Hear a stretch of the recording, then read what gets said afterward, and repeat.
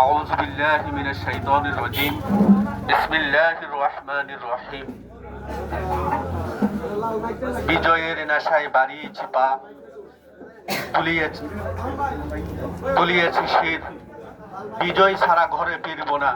নারায়ে তাকবীর, নারায়ে তাকবীর, নারায়ে তাকবীর। প্রিয় সংগ্রামী সাথী ও বন্ধুগণ, আপনারা আমার এলাকার মানুষ, আপনারা সকলে আমাকে চেনেন এবং জানেন। দীর্ঘ ২৬ বছর বিএনপির রাজনীতি। আমার রাজনীতির স্লোগান শুরু হতো জিয়ার সৈনিক দিয়ে। আজকে থেকে আমার রাজনীতির স্লোগান শুরু হবে নারায়ে তাকবীর দিয়ে। নারায়ে তাকবীর।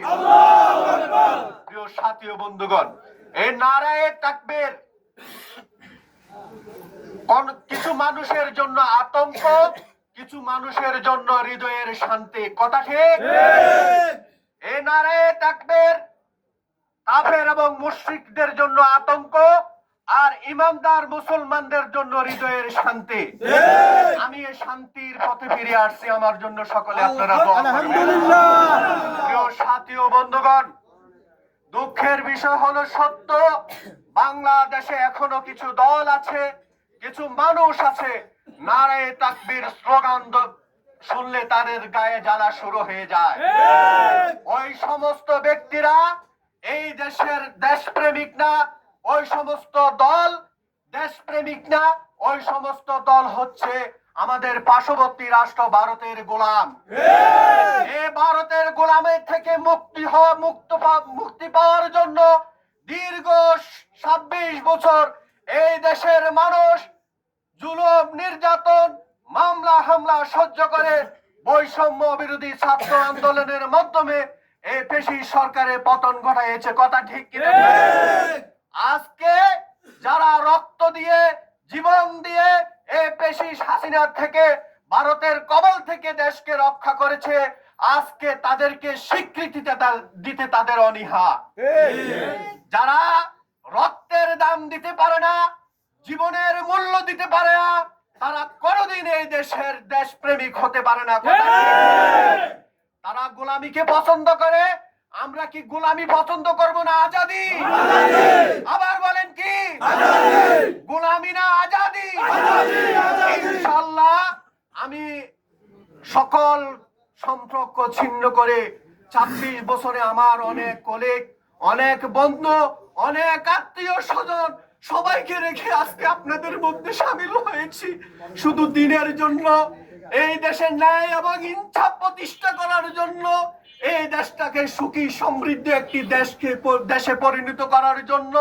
এই লড়াইয়ে আমি সম্মুখ কাতারে থেকে আমি কতটুকু নির্যাতিত হয়েছি এই দেশের মানুষ জানে।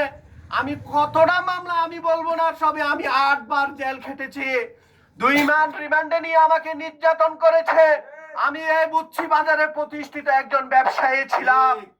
শেষ পর্যন্ত নিজের জীবন জীবিকা উপার্জন করার জন্য কুমিল্লা শহরে গিয়ে ভাড়ায় অটো চালিয়েছি ৫ বছর। এগুলো আমার ত্যাগের নজির। আমার বড় ছেলে তারেক বিন জামিল এই পেশি সরকারের মামলার শিকার হয়ে কারাবরণ করেছে। আমার মেজো ছেলে আব্দুল্লাহ আল মুসাইব এই বৈষম্য বিরোধী ছাত্র আন্দোলনে আহত জুলাই যোদ্ধা, তার জন্য দোয়া করবেন। আজকে তাকে আপনাদের হাতে তুলে দিলাম, আল্লাহ এবং আপনাদের হাতে তুলে দিলাম, আপনারা তার জন্য দোয়া করবেন। সেই জন্য লেখাপড়া করে মানুষের মতো মানুষ হয়ে এই দেশ গড়ার কাজে নিজেকে নিয়োজিত রাখতে পারে, সবাই তার জন্য দোয়া করবেন। বিশেষ করে আমি একটু কথা বলতে চাই, এই যে আমি বিএনপি রাজনীতির সাথে সম্পৃক্ত হয়েছি তার পিছনে একটা কারণ আছে। কারণ হচ্ছে আপনারা সকলে জানেন, আমাদের এলাকায় একজন নেতা ছিল।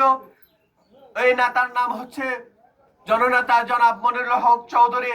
জননেতা জনাব মনিরুল হক চৌধুরী এই দেশে এই এলাকার উন্নয়নের জন্য, সাবেক সদর দক্ষিণ এবং লালমাই উপজেলার উন্নয়নের জন্য অনেক শ্রম দিয়েছে, অনেক কষ্ট করেছে।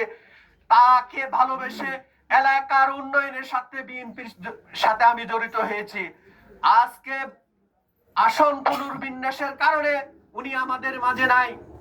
উনি আমাদের থেকে চলে গিয়েছে, কিন্তু মনিরুল হক চৌধুরী এমন একজন ব্যক্তি, ওনার তুলনা উনি নিজেই, ওনার সাথে কোনো তুলনা হয় না। কিন্তু আজকে দেখি ওনার যে শূন্যস্থান, এই শূন্যস্থান পূরণ করার জন্য দুইজন ব্যক্তিকে তারা সামনে নিয়ে এসেছে। একজন হচ্ছে মোবাশ্বের আলম ভূঁইয়া, আরেকজন হচ্ছে গফুর ভূঁইয়া। একজন একজনকে বলে গাঁজাখোর, আরেকজনকে বলে মদখোর। আমরা বিবেকবান মানুষ বলে কি? আমরা কি বিবেক আছে? একজন মদখোর, একজন গাঁজাখোর রে যদি সংসদে পাঠায়, তাহলে এই দেশটা কি হবে বলেন?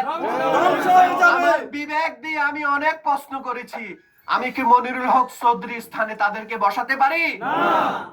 তো আমি যেহেতু মনিরুল হক চৌধুরী নাই, আমিও নাই, মনিরুল হক চৌধুরী সমতুল্য না হোক, তার কাছাকাছি একজন সৎ এবং যোগ্য ব্যক্তিকে আমরা নির্বাচিত করবো ইনশাআল্লাহ। আমার দৃষ্টিতে, আমার বিবেকের প্রশ্নে আমি আরাফাত ভাইকে আমি পছন্দ করেছি। ওনার মধ্যে সে মেধা আছে, সে যোগ্যতা আছে। আল্লাহ পাক ওনাকে যদি আমাদের প্রতিনিধি বানায়, উনি আমাদের জন্য মনিরুল হক চৌধুরী যেরকম দিন রাত 24 ঘন্টা এই এলাকার মানুষের জন্য কাজ করেছে, উনিও আমাদের জন্য কাজ করবে, এই আশাবাদ ব্যক্ত করে আমি আমার সংক্ষিপ্ত বক্তব্য এখানে শেষ করছি। সবাই আমার জন্য দোয়া করবেন। আপনাদের যে কাফেলের সাথে আমি এক হয়েছে, আপনারা আমার সাথী, শুধু আপনারা দুনিয়ার সাথী না, আপনারা আমার আখিরাতেরও সাথী হবেন ইনশাআল্লাহ। কবুল করো। আমিন। তাওফিক ইল্লা বিল্লাহ। জিন্দাবাদ।